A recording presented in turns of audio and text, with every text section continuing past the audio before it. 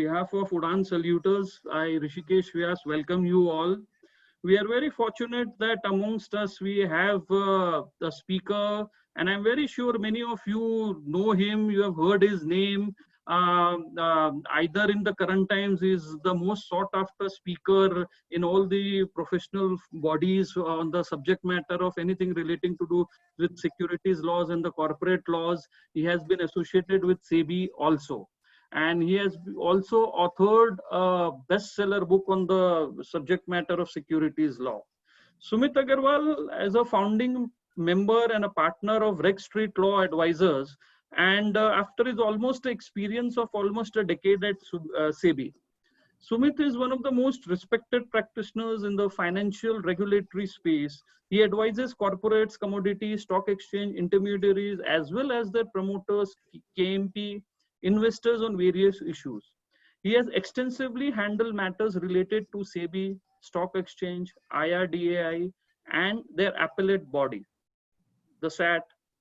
Sumit also advises clients on regulatory requirements for obtaining registrations and recognitions of products with regulators such as SEBI, RBI, RDI, PFRDA, and IBBI. At SEBI, Sumit worked with various verticals, including but not limited to integrated surveillance, legal affairs, regulatory policy, commodities, derivatives, enforcement, and litigations. He was also part of the Chief Justice N.K. Sodhi committee to formulate the insider trading regulation, and he has assisted in investigation the IPO scam of Rupalben Panchal scam and Satyam scam. He also played key role in formulating norms for tackling frauds and unfair trade practices, registrations of intermediaries, disclosures in public issues, framework for rejection of offer documents, merger of erstwhile Forward Market Commission with SEBI, and defended SEBI's power to seek telephone call records. SEBI has also assisted SEBI, MCA, Ministry of Finance, Government of India in bringing parliamentary amendments to securities laws in addition to handling inter-regulatory issues or coordinating with foreign regulators. As a legal and a regulatory expert, Sumit is often quoted in print, electronic, and digital media. He is a visiting faculty at various institutions, including National Institute of Securities Markets, Institute of Company Secretaries of India, and various national law universities. He is also a member of the advisory board of the prestigious Government Law College, Mumbai, for its postgraduate securities law courses. So we have today a faculty who is not only into the practice side and with his level of experience of handling all that consultancy or the advisory role, but he has also been a regulator, and not only a regulator, but also a key element in drafting and coming into effect of the many key legislations, for example, like an insider trading code. Sumit, a warm welcome to you, and please accept my heartfelt thanks for just accepting my invitation at a very short notice. And the today's topic, as you all are aware, is on show cause notices. What are the strategies, how the reply should be formulated, what are the do's and the don'ts, and how it has to be tackled at the physical hearing in the SEBI and in the subsequent litigation at the SAT stage.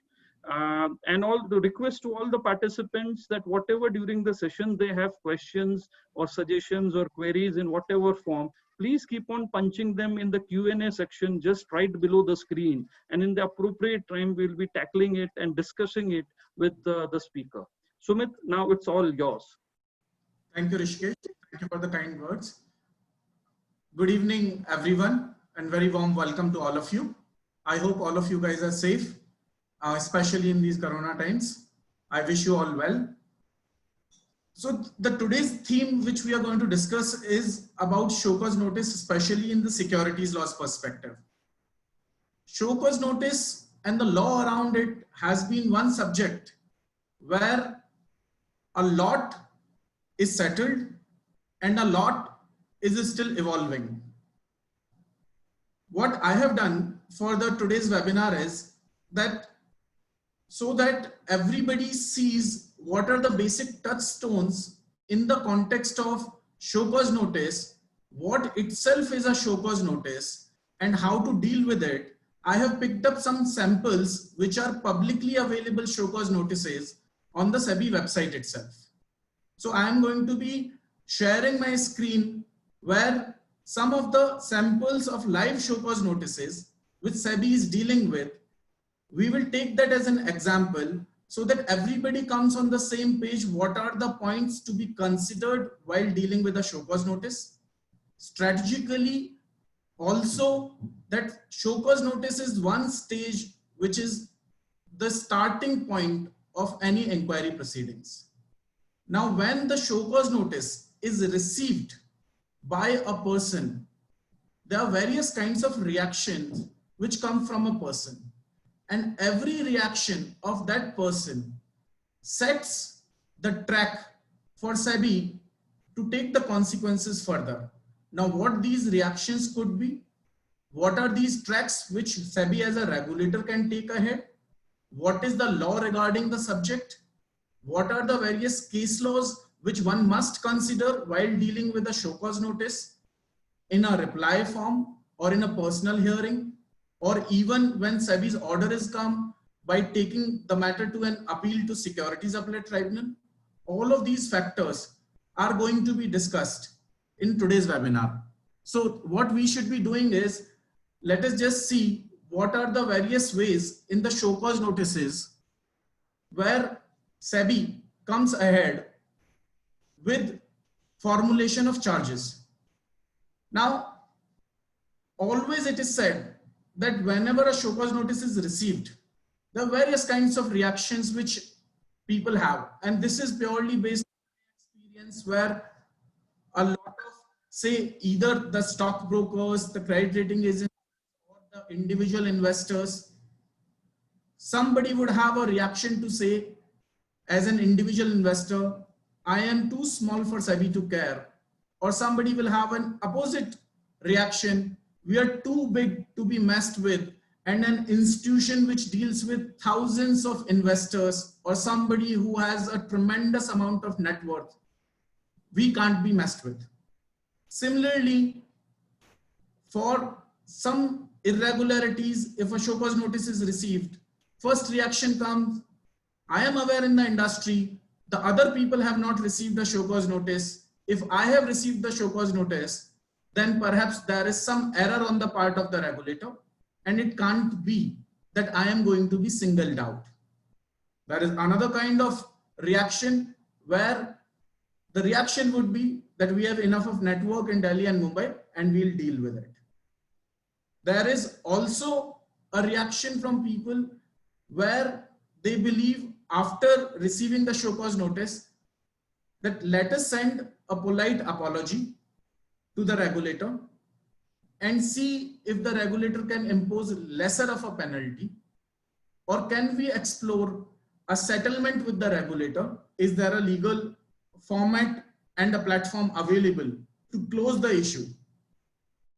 So there are various kinds of reactions depending upon the person's risk appetite, as well as from the perspective of how facts are strongly in favor of a person or against a person. Let's see what happens. So in this entire discussion, what we are going to do is that it is important for all of us to understand as a securities market professional how a show cause notice is different from any other notice, such as notice for a hearing or for a summon. What are the various rules which governs the show cause notice? What are the grounds on which these show cause notices can be challenged? Can it be challenged at all? What are the various ways in which a reply to the show cause notice should be sent? What should be the first pointer to start with? And when a detailed reply to the show cause notice is sent, at that stage, what are the factors which should be considered? What are the next stage in terms of a personal hearing or an appearance before the authority? And when that stage is complete and a regulator has finalized its view and has come out with the order, should it be appealed? If it is to be appealed, what are the ways in which it should be appealed?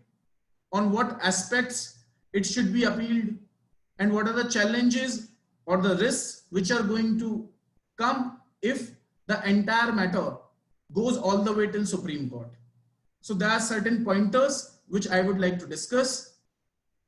It is important as a first step to understand the basic difference between a show cause notice, a notice of hearing, a summon, or notice for calling for information.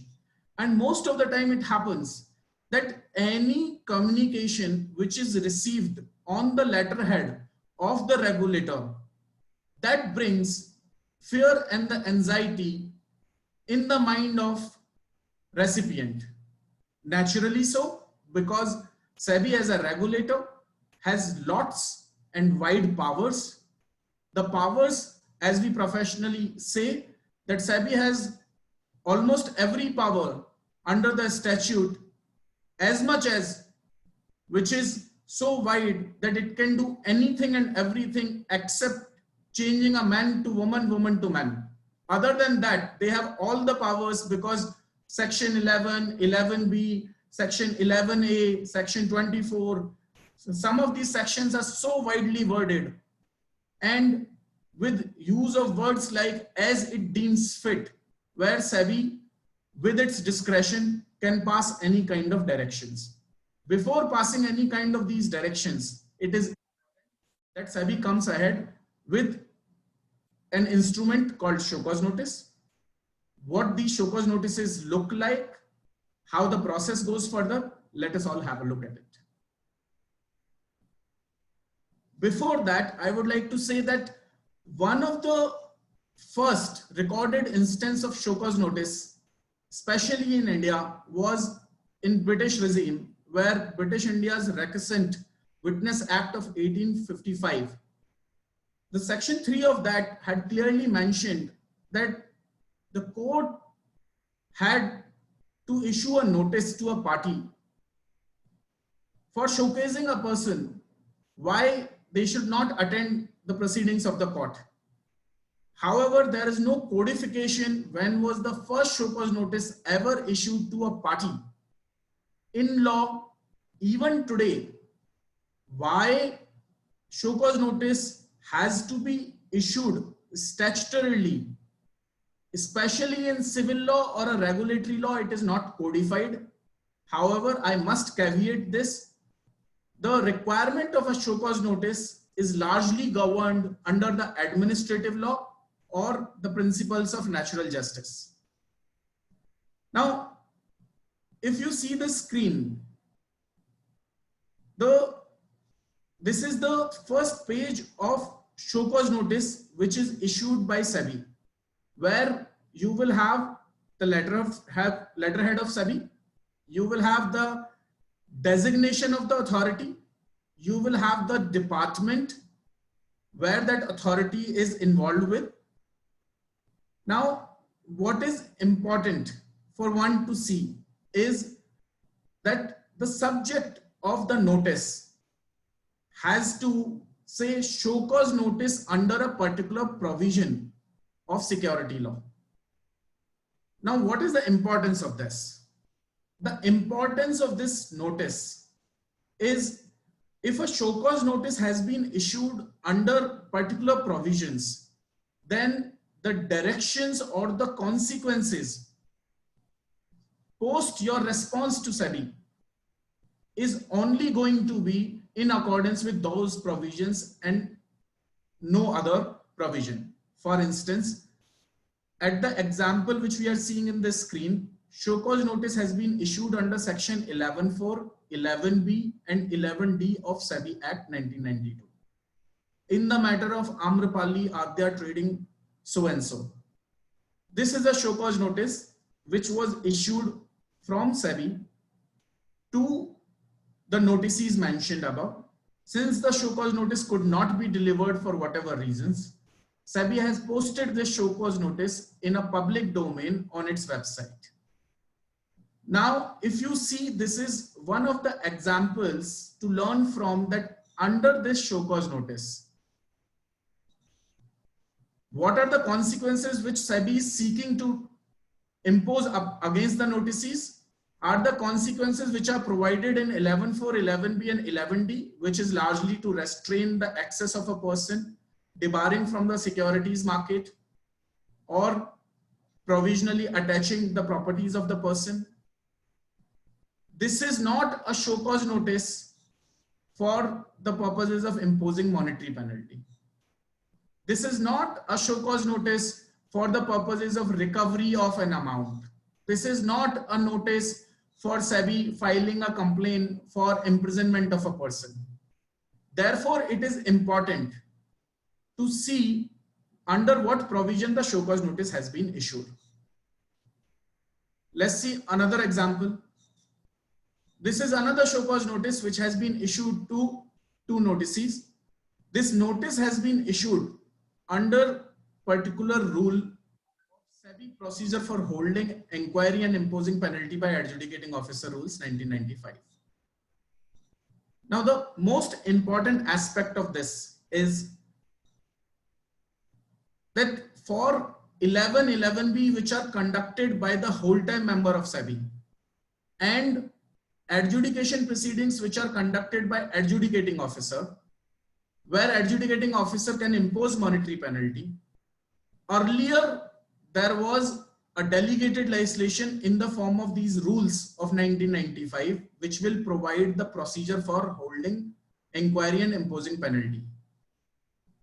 If you will see from Finance Act 2019, there is an amendment to these rules. And today, there is a new spate of show cause notices which are coming from SEBI, where whole time member, while issuing a show cause notice, has to follow the process provided in these rules, which were earlier meant only for an adjudicating officer. And whole time member, while dealing with allegations against a person, is also empowered to impose monetary penalty. Meaning thereby, from SEBI, when a whole time member on his behalf a show cause notice is issued, under that show cause notice, a person who is a recipient of a show cause notice is looking at monetary penalty, debarment from securities market, all of those which were clearly segregated earlier between the adjudicating wing and the enforcement wing. Now, what should be the first reaction when this show cause notices come? But before that, we should also see some other formats, how show cause notices are issued from SEBI. Now, within the same example, if you will see on the screen, what happens is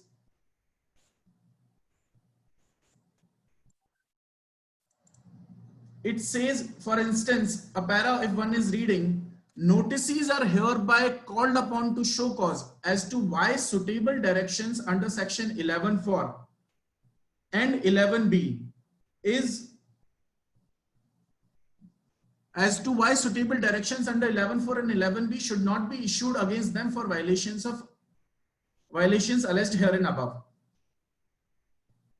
The most important aspect of this is that in this show cause notice, they have not specified specifically what is a particular consequence which SEBI is seeking to impose against the noticee. Now, it is a trite law, a settled law, that a show cause notice has to be indicative or clear to the aspect what is the consequence sought to be achieved against a noticee. If this test is not met, this is one of the grounds against which a show cause notice can be challenged and can be set aside. However, there is a long line of judgments. In those cases, largely the show cause notice, while being set aside, it is not set aside completely, but it is remanded back to the authority concerned to come out with a fresh show cause notice in clear terms. Let's see what happens in other kind of show cause notices. Now, Unlike other authorities, regulators have specific power that without waiting for an investigation or an inquiry being completed, they can pass certain directions in the interest of investors.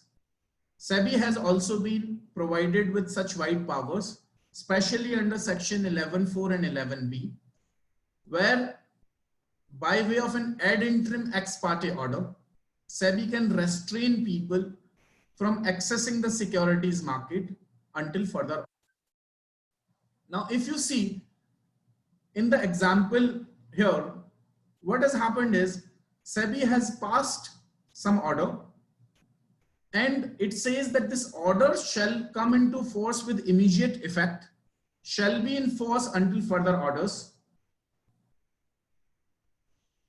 This order is without prejudice to the right of SEBI to take any other action which may be initiated. Please note this. It says order shall be treated as a show cause notice, and so are show caused as to why the various representations made may not be treated as a fraudulent practice, act or conduct in terms of the regulations. It further say, and thereby activity of so and so be treated as unregistered activity under the SEBI Act. This is one example of clarity in the show cause notice, which in the examples which we have seen is coming in the ad interim ex parte order, but may not be so clear in other show cause notices. Therefore, it gives you a right to immediately respond to SEBI that in order for me to appreciate what are the allegations against me and what are the consequences which are sought to be foisted on me, I need to understand what are the directions which SEBI is planning to pass. Similarly, I also have a right to ask for documents which SEBI has referred, relied upon in the show cause notice. So usually what happens, if you will see a show cause notice, at the end of the show cause notice, you will find a long list in the form of an annexure. Now, while the annexures are there in the show cause notice, those long lists may have further certain documents which may be referred therein but may not have been provided to you. So it becomes your right to seek an inspection and a copy of those documents. Those show cause notices, even if they are worded as show cause notices, may not be show cause notices in terms of law if they are not clear as to its particulars, consequences, and then comes the second stage. There are notices which you will find it looks like a show cause notice. It may use the term show cause notice, but it is not a show cause notice. For instance, what we are looking at the screen, again taken from the SEBI website, publicly available, where after a show cause notice, a hearing has been scheduled and the person has been asked to appear on a particular date, time and venue. Now these kind of notices could come in various forms. Sometimes you will not even find a subject notice of hearing and you will only find reference show cause notice dated this. Therefore, the notice of hearing is a second stage subsequent to a show cause notice. Now, what is a step which is between receipt of a show cause notice and scheduling of a hearing?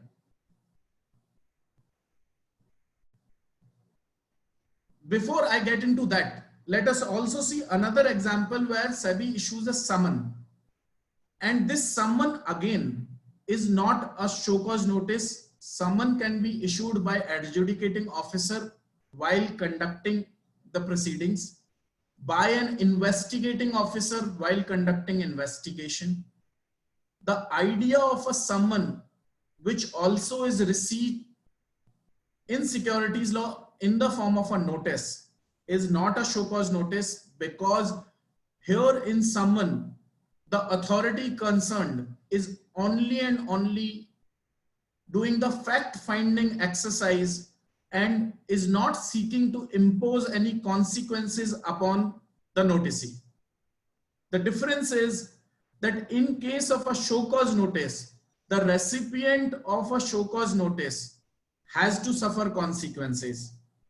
However, in case of a summon or the other notice, these notices could also be because the authority concerned at SEBI believes that you are a person who can assist SEBI in doing the fact-finding process, even though they are not planning to make any consequences against you, and it is in the nature of seeking your assistance to complete the investigation. For instance, a notice can be issued to a telephone company, a notice can be issued to a broker regarding gathering some evidence with respect to its client, to an insurance company, or to a person finding out a connection or an introduction. So there could be various ways in which SEBI can issue notice. It is not that all notices are to be considered show cause notices, and it is not the nomenclature, but it is the nature and the particulars provided in that instrument of communication which makes that communication a show cause notice.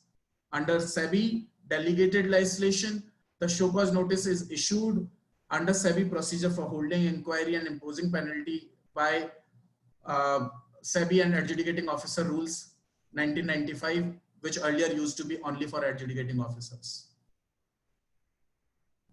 There is another kind of notice for which in public one may not find a format, where under the sections of 11.2i, 11.2a IB or 11.2a IA, SEBI issues notices and asks information about a person who's under SEBI's inspection, about certain facts. For instance, there have been cases where SEBI has issued such kind of notices to chartered accountants, company secretaries, asking if certain information was certified by them while looking at particular provisions, or whether a particular document has been certified, verified by them or not. So those kind of notices which are for calling for information, they also use the term notice. They do not or may not mention a particular provision. However, they are not a show cause notice whatsoever. Now the question becomes, when I receive a show cause notice, I may have various kinds of reactions, as we saw. What should I do immediately when a show cause notice is received?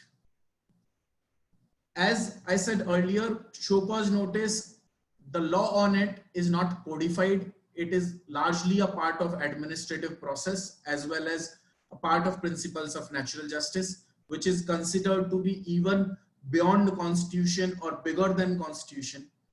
However, the fact remains the show cause notice is the starting point of any inquiry. In the show cause notice, there has to be a clear communication of charges and allegations. Interestingly, there was a point in time where under one wing of SEBI, a show cause notice was issued, and suddenly an order was passed against the same noticee by another wing.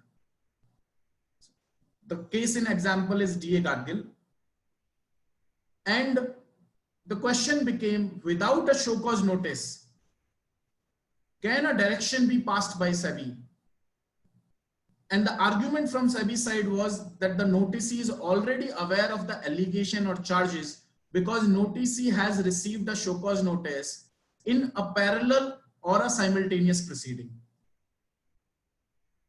The court said one proceeding cannot be commingled for another proceeding if the separate track of consequences are ahead under the different provisions. Therefore, there can never be any presumption of allegations because the allegations has to have a coherence under the legal provisions of SEBI Act or the rules and regulations made thereunder, without which any order passed is a nullity and it's not even voidable, but it's void. Today, one interesting trend is also coming where Securities Appellate Tribunal or the High Courts are getting into the aspect of reasonability in the show cause notice. And the reasonability is being seen from the touchstone of time of the transaction. If a transaction which SEBI is finding irregular for the purposes of insider trading regulations, for the purposes of fraudulent and unfair trade practices regulation, for the purposes of an unregistered activity, if a show cause notice is being issued after an unreasonable time, say 7 years, 8 years, 9 years, rather than remanding back the matters, the courts as well as the Securities Appellate Tribunal is setting aside either at the show cause notice itself, stays itself, or when the order is passed. So this is one of the aspects which one needs to deal with when the show cause notice is being replied to. Now the question comes, what do I reply when I have received the show cause notice and the facts are against me? First and foremost, whenever a show cause notice is received, there has to be a general denial of all the allegations. That has to be the first step. If there is anything which is non-specific or something is vague in the show cause notice, you need to seek details of same. And you need to ask for examination of documents, whatever have been referred in the show cause notice. Every show cause notice will end if you wish to avail an opportunity of personal hearing by reply, you may do so. Therefore, you must also seek a personal hearing even when you have replied in writing to SEBI. Now the question comes, what if I don't reply? What if when the show cause notice came to me looking at the SEBI logo on the envelope, and in SEBI's experience such cases are many. One will wonder and one may find it funny, but I can tell you from the experience, there are people when a postman or a courier, when it comes and there is an envelope with SEBI seal or a SEBI logo, they just refuse to accept it, thinking that if the show cause notice has not been received, no proceeding will continue against me. So on this point, I must tell you that there are two lines of judgments. One is when a person who receives a show cause notice and no reply to the show cause notice is provided, or not only the reply to show cause notice is provided, even a personal hearing is not attended to, or when the notices or the show cause notice itself is not being received by the entity. In these kind of cases, there is a line of judgment starting from Classic Credit to Sanjay Kumar Tayal in 2014 to another judgment of Dave Creet Bhai again in 2014, where Securities Appellate Tribunal had said that if the conduct of a noticee, and you see the conduct from the last known address which has been provided in the demat account of a person, or is available if it is a corporate in MCA 21. At that address, if the notices are coming undelivered or they are not being replied to, obviously because there is no receipt, in those cases, it is to be considered to be a deemed admission. SEBI heavily relies upon this line of judgment and passes an order against the person to whom show cause notice has been issued. There is a second line of judgments where it is not to be considered to be deemed admission when you don't reply, but an adverse inference can be drawn against the noticee because noticee has nothing to say, out of 10 communications sent from SEBI, including from show cause notice or a personal hearing or rescheduling of hearing again, if 1 or 2 communications have been replied to, but the others have not been, in those kind of cases, SEBI is entitled to draw an adverse inference against you, and SEBI can pass the strict order against the noticee concerned. Therefore, it is all the more reason that one has to, within the timelines of statute, reply to SEBI's show cause notice and reply in clear terms, strategize it fully, thinking of all the consequences.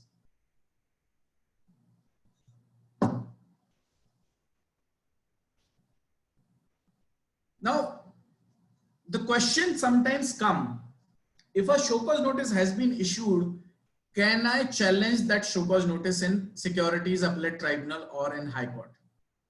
One must know that show cause notice in a writ jurisdiction of a High Court can be challenged only if it is patently illegal in terms of the competence of the authority or the jurisdiction of the authority. If the authority concerned who has issued the show cause notice in law does not have the jurisdiction, it is not entitled to issue the show cause notice itself.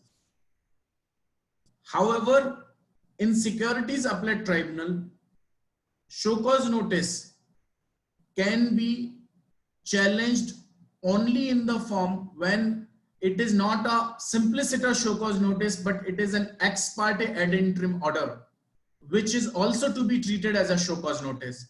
And because it is an order, and any order passed by SEBI is appealable before Securities Appellate Tribunal in terms of Section 15(k) of SEBI Act, that is how it can be challenged in Securities Appellate Tribunal. Even in those cases, one must remember that in 99% of the judgments, Securities Appellate Tribunal looks at that what is the defect in passing off in that ex parte ad interim order. Is it possible that because ex parte ad interim order is also at a fact finding stage, therefore the matter may be remanded back to SEBI, and in the litigation one may strategize to ask for a specific prayer that SEBI should be directed to complete the investigation in a particular time frame, or to come ahead with the directions in a particular time frame, or what is the kind of directions or the consequences SEBI can foist upon you. So all of these one will have to see in particular facts and circumstances. But simpliciter across the country for civil and commercial matters, show cause notices are usually not set aside, because show cause notice is not a final order of any authority. It is only a step, a significant step for fact finding. Now, as we saw earlier, that there is an entire process of show cause notice. Every step of show cause notice has to be governed from these rules which are codified for the process of a show cause notice under adjudication as well as under WTM proceedings. Now, when I receive a show cause notice, when at a first step, I am sending a reply to a show cause notice in the form of a letter to say that I am in receipt of your show cause notice, all the allegations are denied, and I have had no role directly or indirectly in the allegations insinuated against me. This is a general denial. It is always advisable, and in these days of technology, as a first step, that convert that show cause notice into word by word in a word file.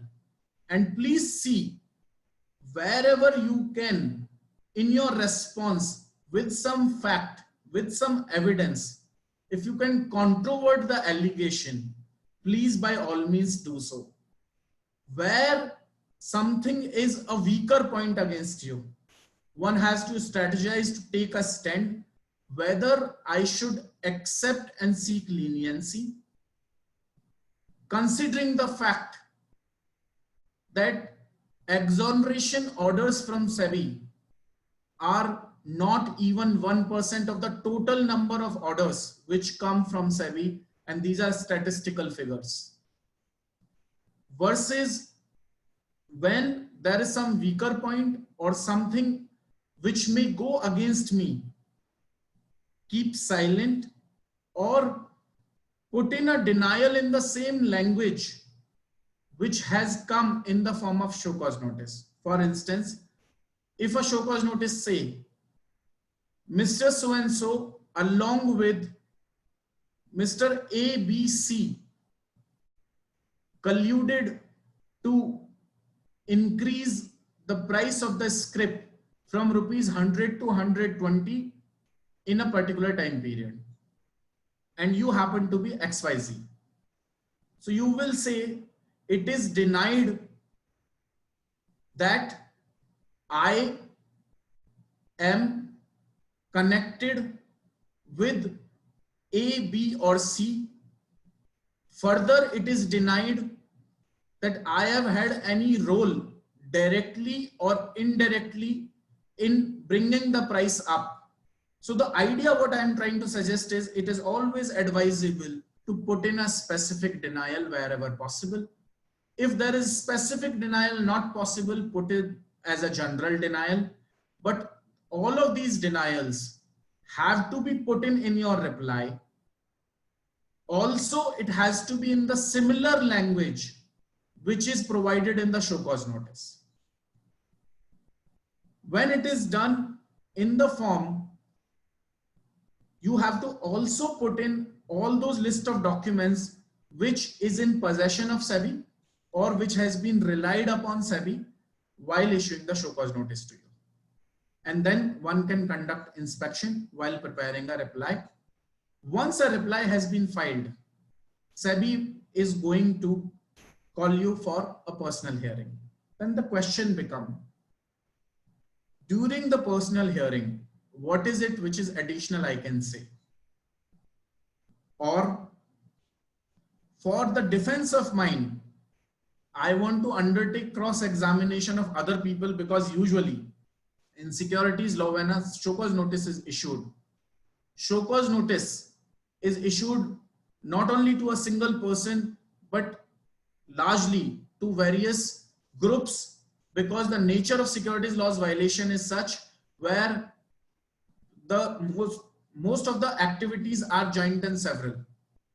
And that's how the penalty also imposed by SEBI is joint and several.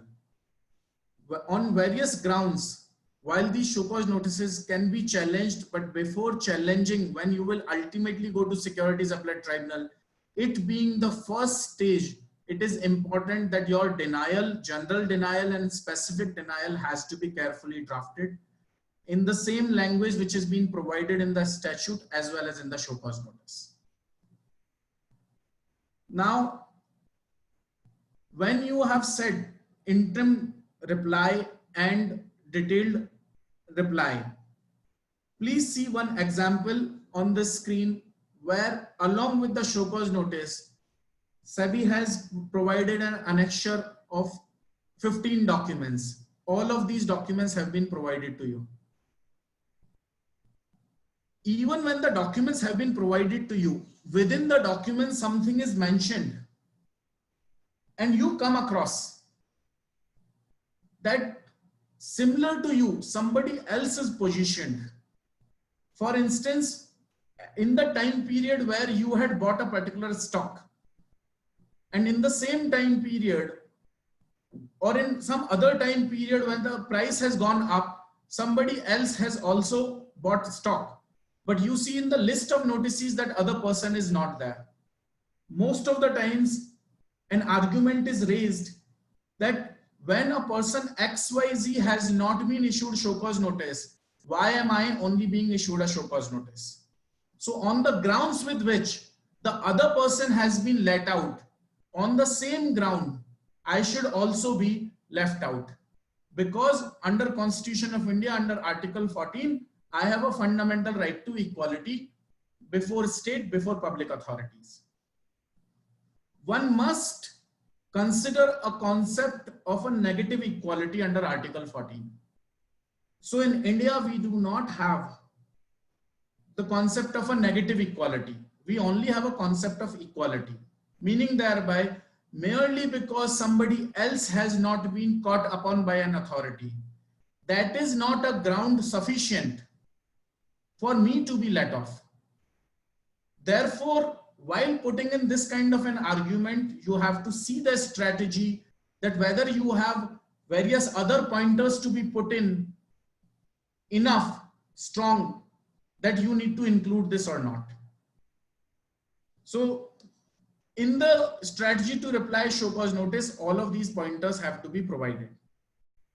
Now, when you do general denial, in the general denial, as I said, that first and foremost thing, you create the word. With your kind permission, can I just come in? There is a query. Sure. Mr. Hitesh Buch's query is, can a show cause notice which does not pass any directions be carried in appeal before SAT?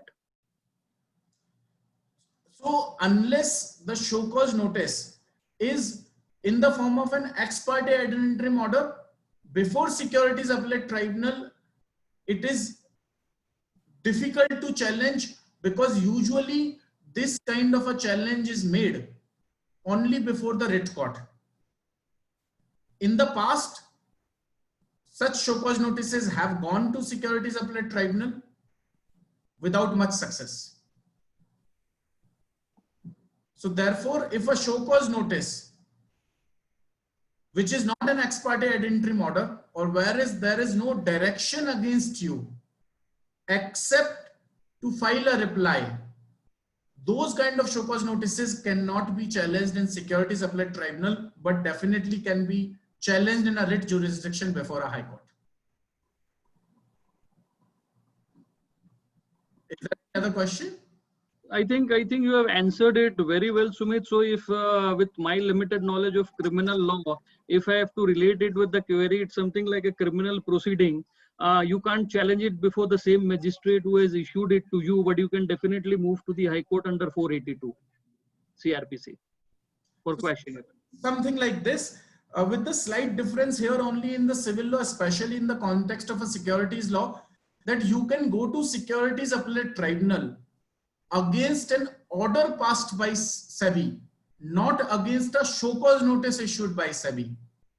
An order of SEBI could be in any form, but that order cannot be either an administrative order or the order which does not put any civil consequences against you. That cannot be challenged at SAT, but can definitely be challenged in a writ jurisdiction in a high court. One classic example, in a PricewaterhouseCoopers case, when a show cause notice was issued to an auditors, the show cause notice was challenged before the High Court and not before the Securities Appellate Tribunal, on the ground whether SEBI, whether SEBI has the jurisdiction itself to issue a show cause notice to an auditor which are not regulated by SEBI. So on the issue of competence, on the issue of jurisdiction, or the patent violation of a process in issuance of show cause notice, these grounds can be agitated very well in High Court, but difficult before Securities Appellate Tribunal. I think very well said, and I hope the query has been answered. Now, Sumit, you may just proceed further. So after this reply has been provided, usually what happens is, whenever you are conducting inspection of documents, there is no uniform procedure. Sometimes the authority may provide you the same documents which have been provided already with the show cause notice in the form of an annexure.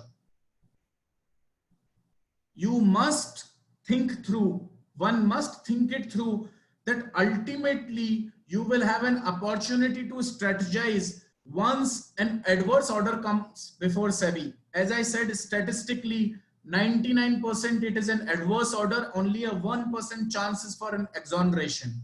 Therefore, it is important that you put in your requisition before SEBI in writing, seeking further documentation, in writing, denying all the allegations, in writing, asking for cross-examination of people whose statement SEBI has relied upon.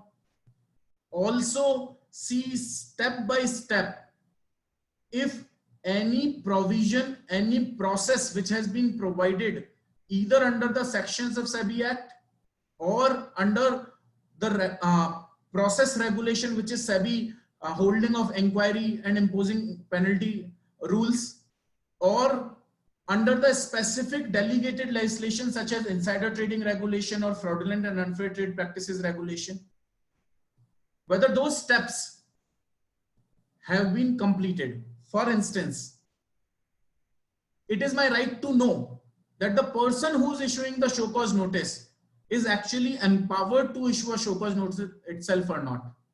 It can never happen that the person who does not have the power to issue show cause notice may be of the same designation, may be senior in designation. Whether the show cause notice is right in law or not is also tested upon the competence of the person to issue show cause notice.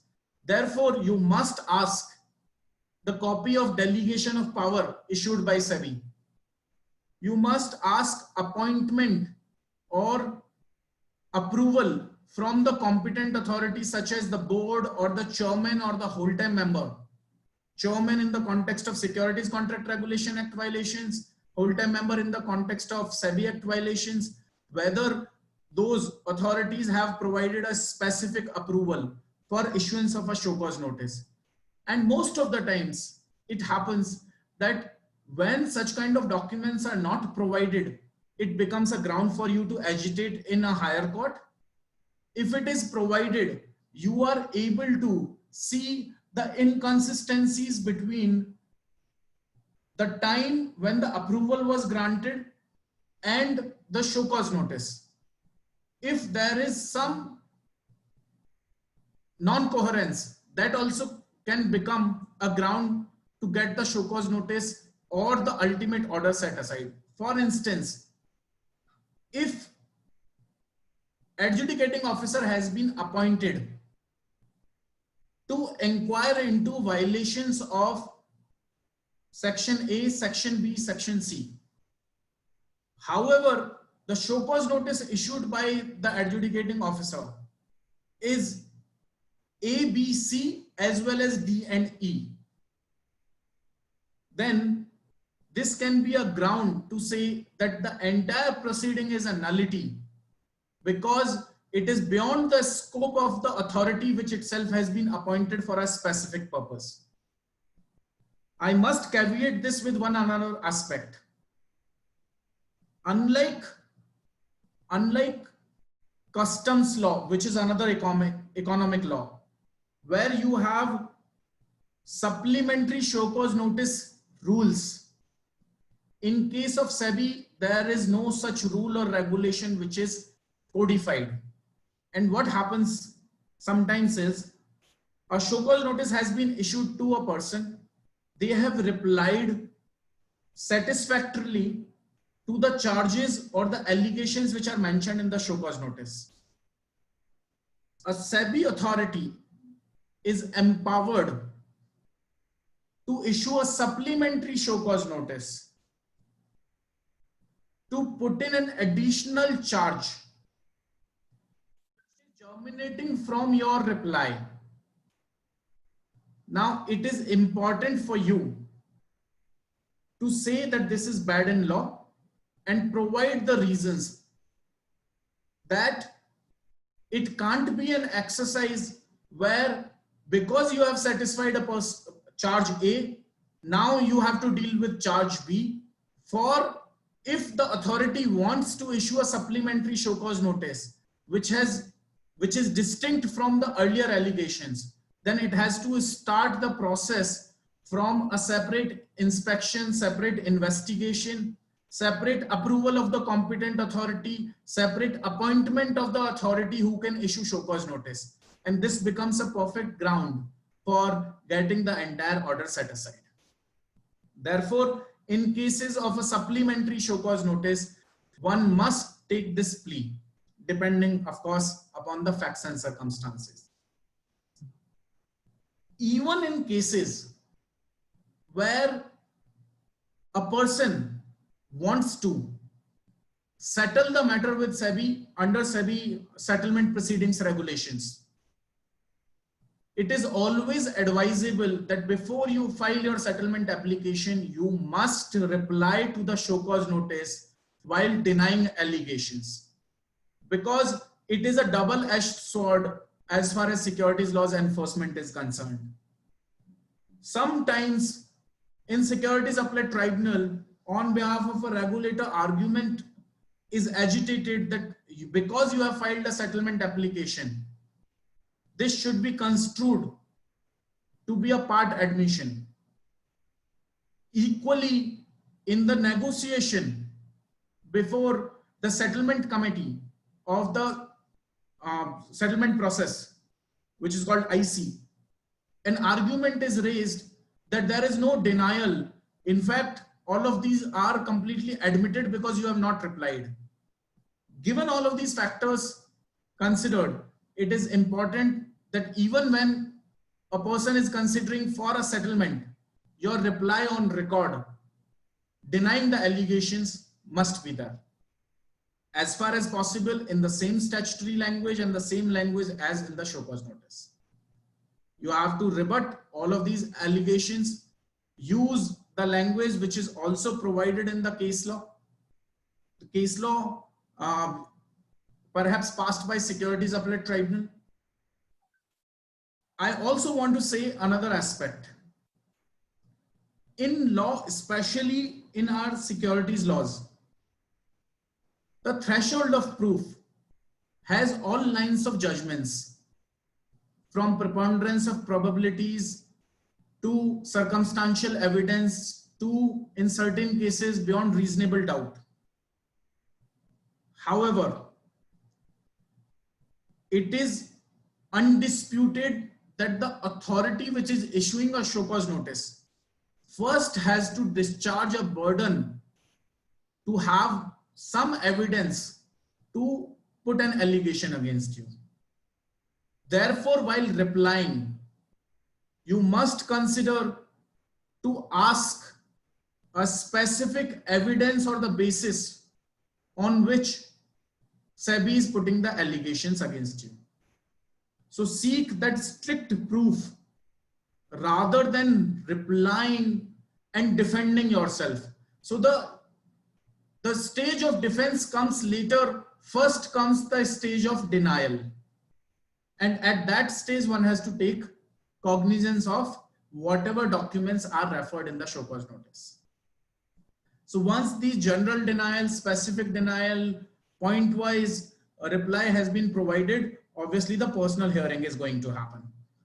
On the aspect of personal hearing, I want to say that many a times it happens that you go before an authority either by yourself or with the help of a professional, and a professional advice in these kind of matters is very, very important. Also because the consequences are very, very severe in securities laws. You will not find any other law where the penalties of 3 times or 25 crore, whichever is higher, these kind of penalties have been provided, or minimum penalties of 5 lakh rupees or 10 lakh rupees have been provided, or by not replying or by inadequate reply, 1 lakh rupees penalty on each day can be imposed.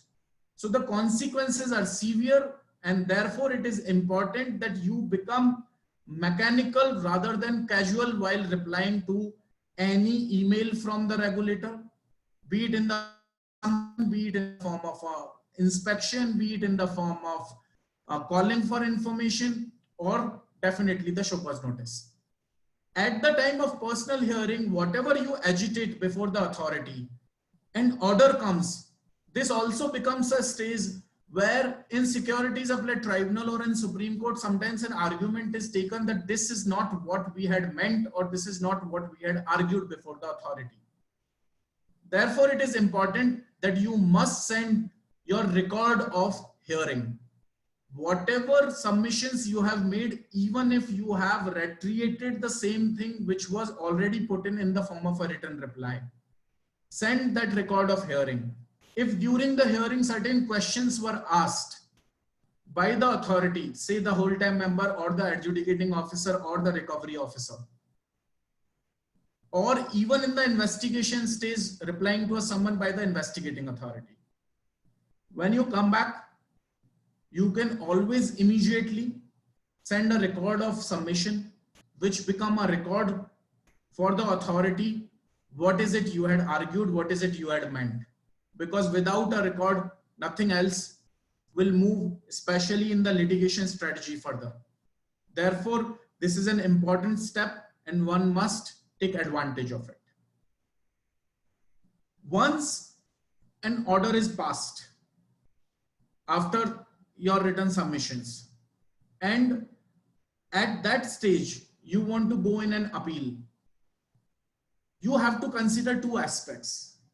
And from a client's perspective, one is the time, second is the risk.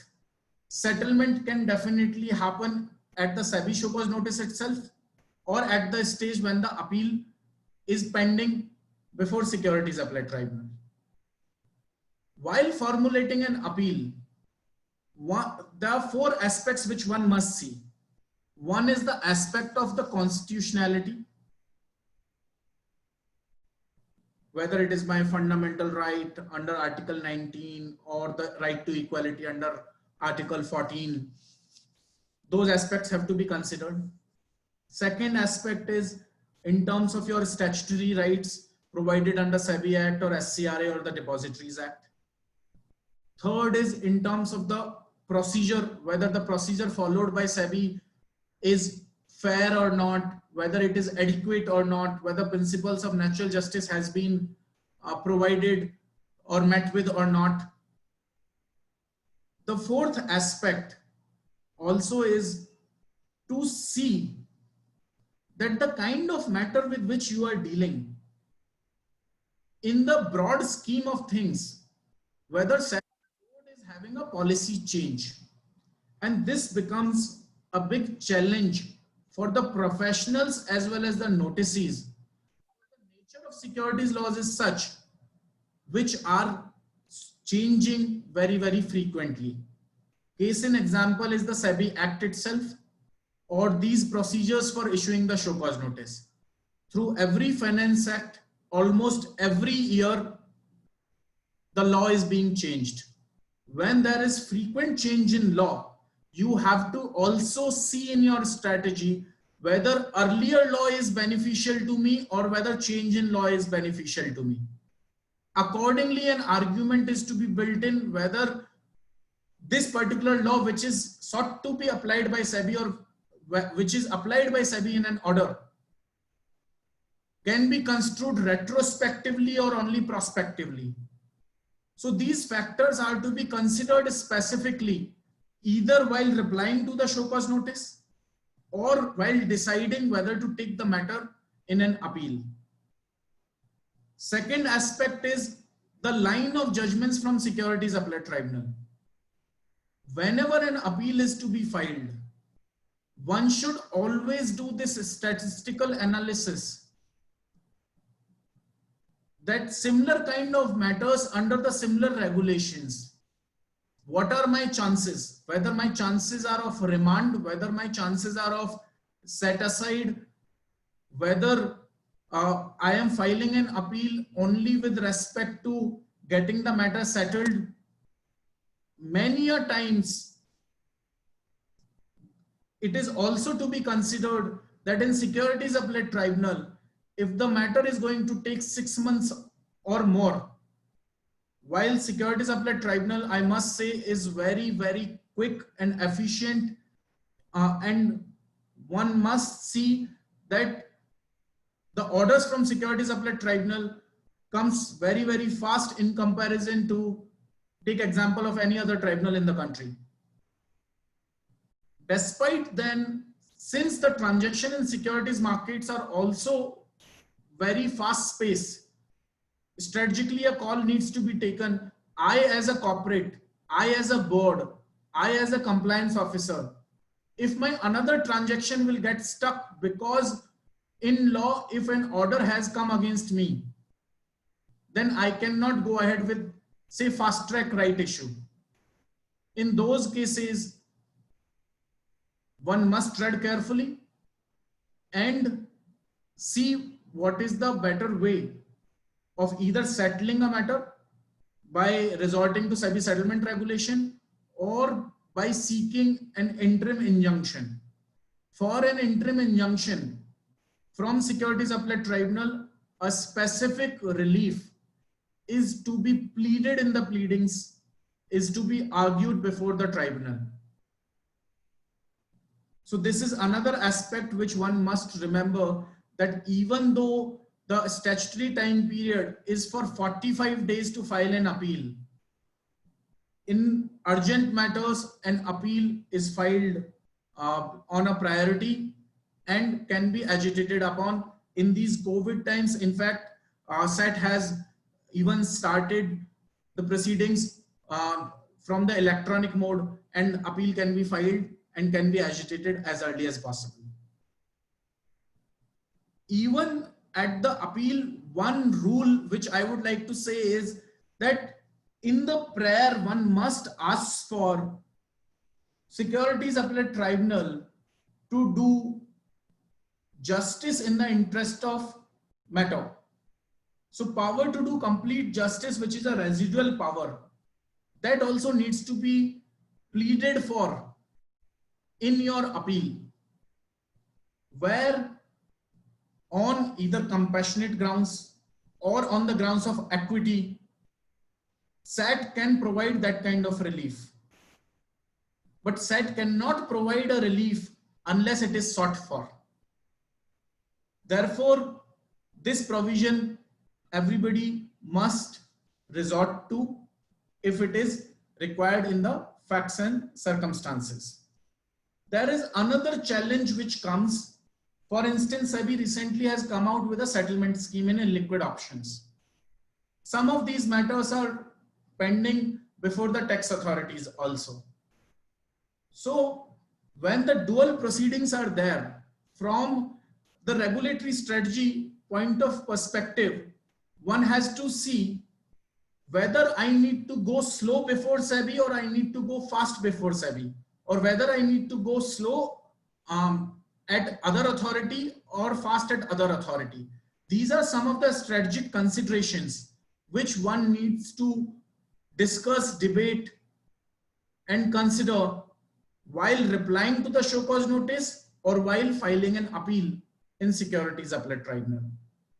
These were some of the pointers from my side. If anybody has specific questions, I am happy to take them.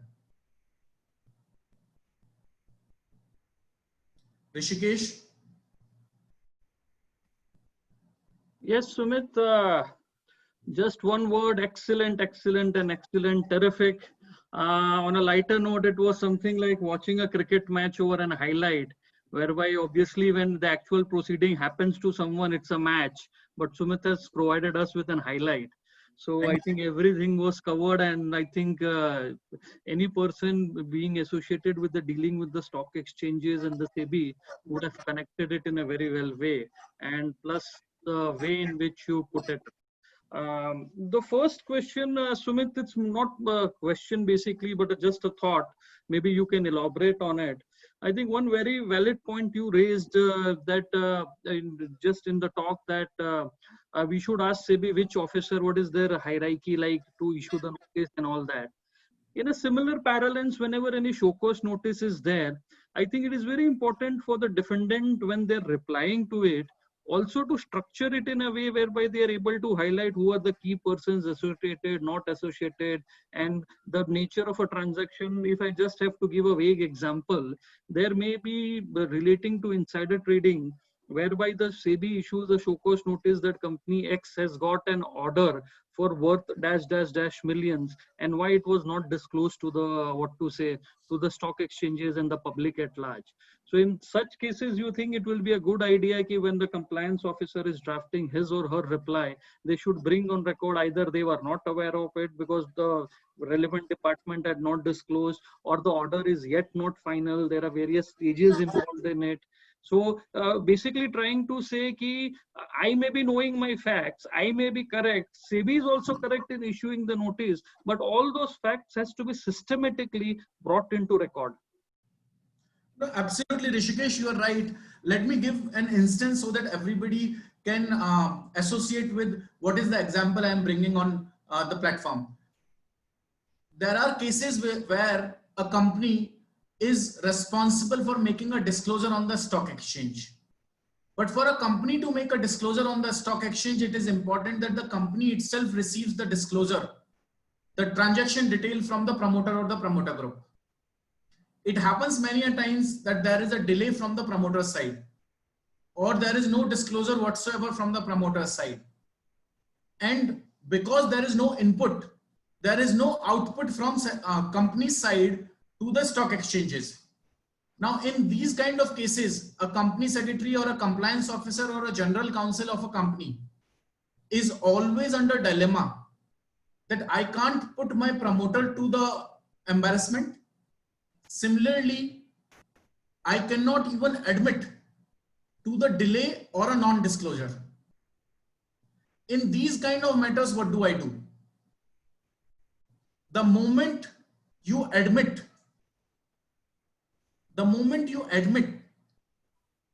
the violation, you do not know how the discretion of the adjudicating authority is going to be imposed.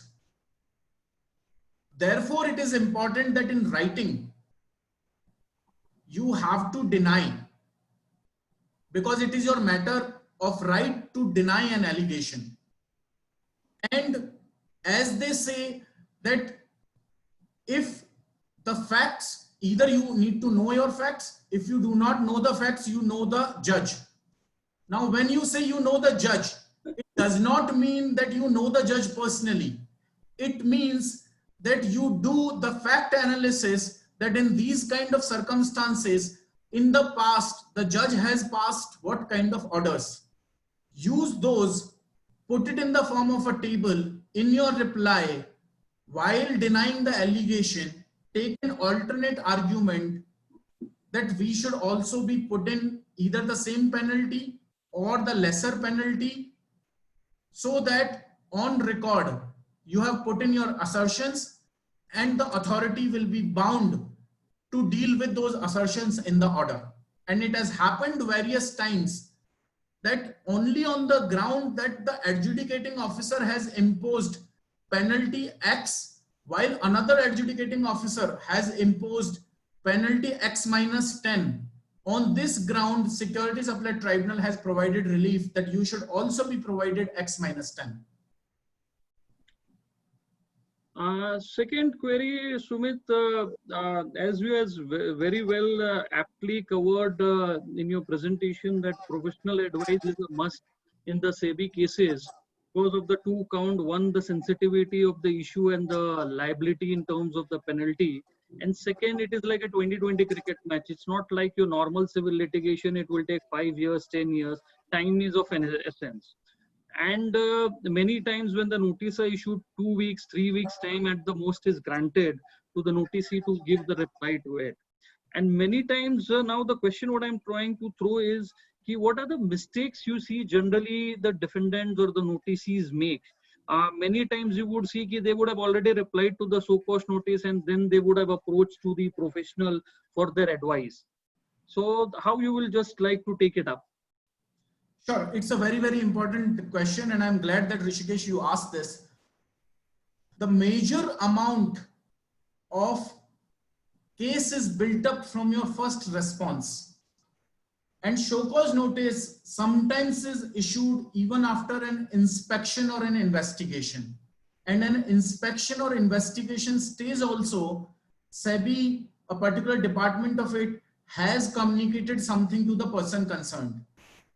In my experience, because you are a regulated intermediary, your language to the regulator is polite.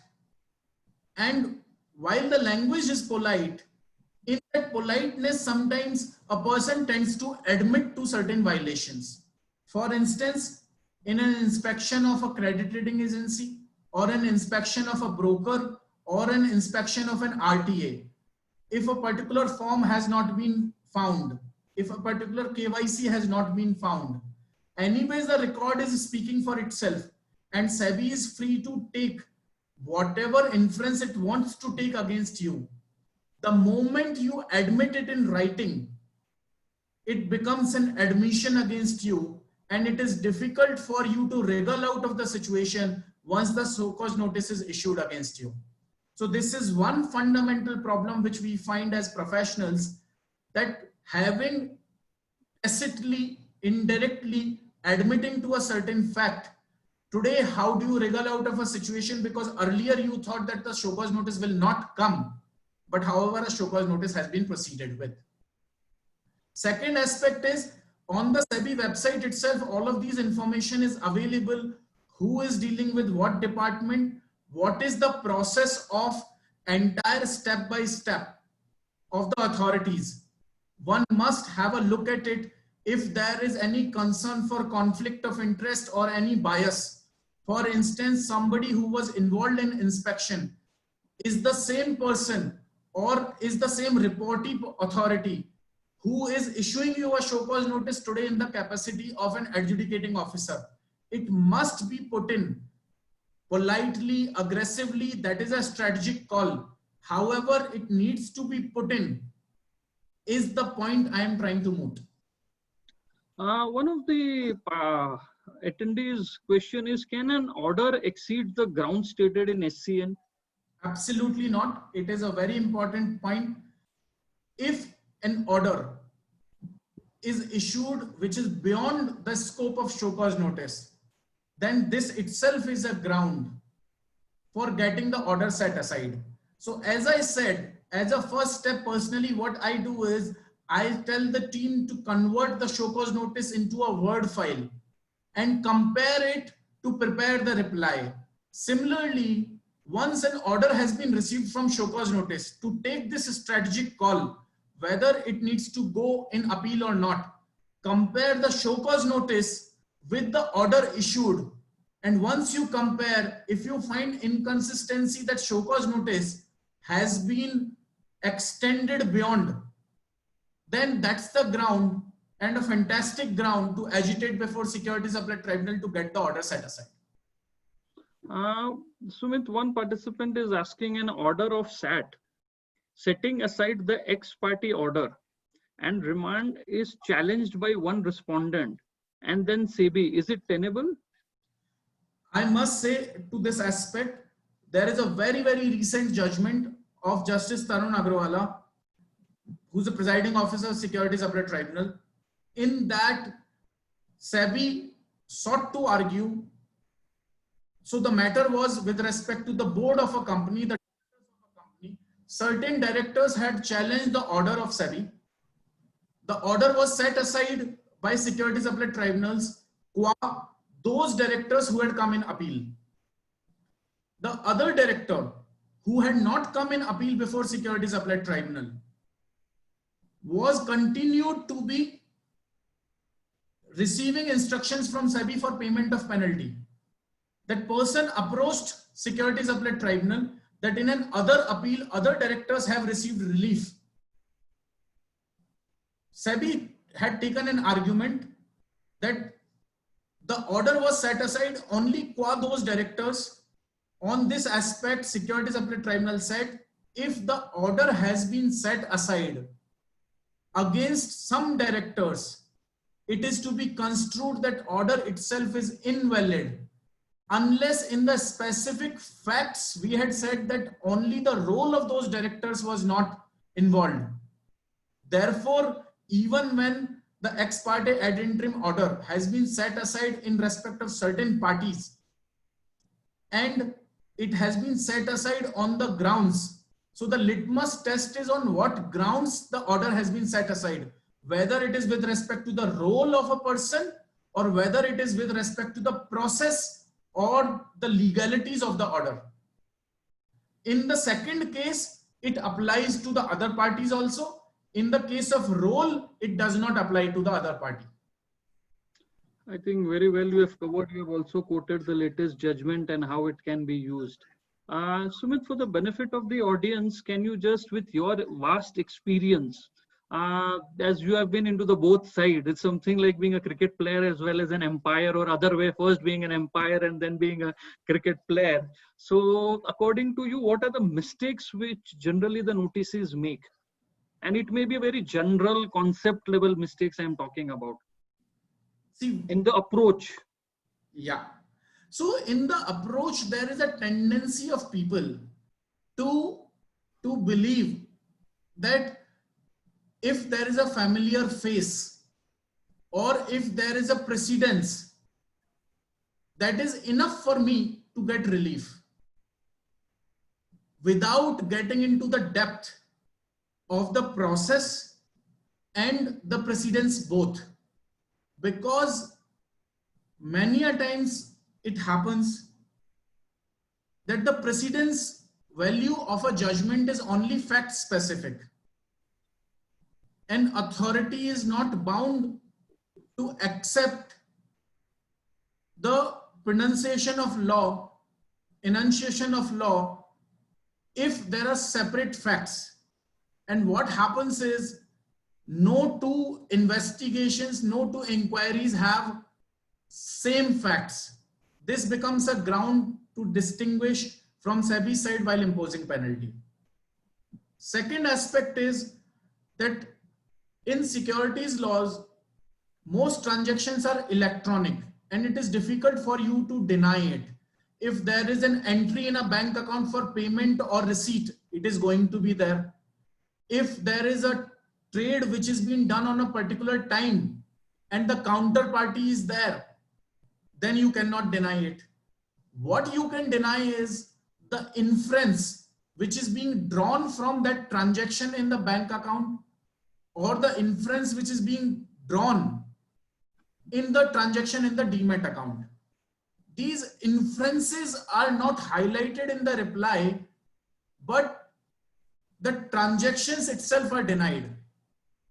That is where I had talked about the distinction between a general denial and a specific denial. And this is one of the mistakes I find increasingly for people to not agitate their rights.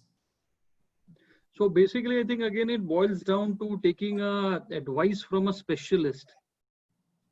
Absolutely. Because it's something like being an experience, about being an experience of dealing with a particular situation. I may have heard about a SEBI Act, I may have read about it in my curriculum, but when it comes to practically, it is a different world altogether.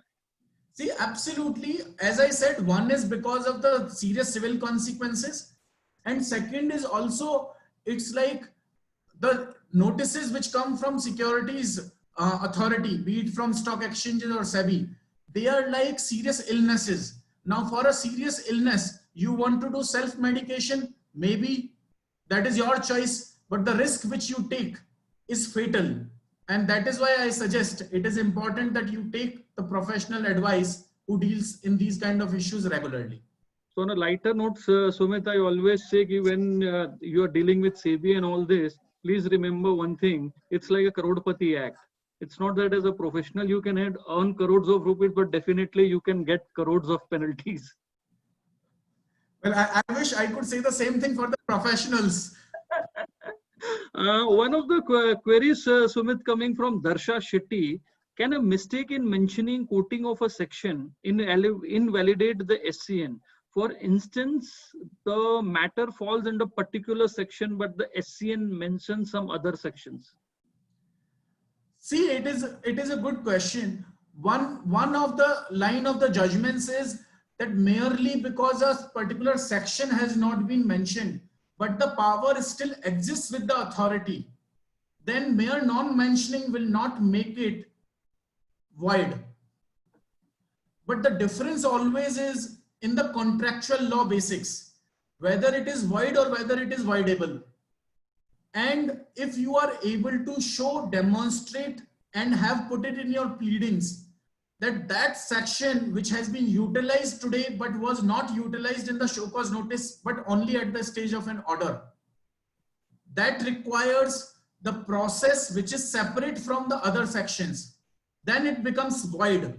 In other cases, it becomes voidable. And in third cases, where the authority was there while appointing the adjudicating officer or while approval of the investigation report, then it becomes a case for non-interference by Securities Appellate Tribunal or by the High Court if the show cause notice is challenged. Just to build over it, Sumit, one more thing is that we know as legal professionals, we always advise to the client that there has to be very rational in what is to be litigated and what is not to be litigated. If let's suppose there is a typo error or something, and on that basis only we are challenging that no, section X is mentioned, section Y should be there. So it also has to be kept in mind there is no bar on SEBI of not issuing a fresh notice. At the most, you are litigating the time of some time, 3 months, 6 months, you are just extending the problem. No, you are right.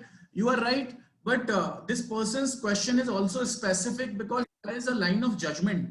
What has happened is, for instance, you have section 15A subsection A and section 15A subsection B, where in one case, if you do not provide an information in a particular time period, in another case, when an information which is statutorily has to be provided is not being provided with.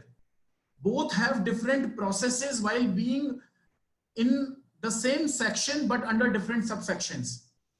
And if the appointment of the adjudicating officer is for a particular subsection, that becomes a ground for getting the entire order set aside.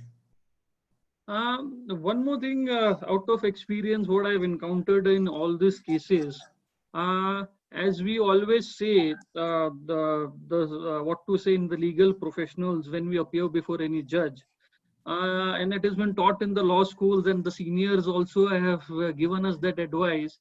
The less you speak, it's better when you see it is not required to be spoken in the court when we are arguing the matter.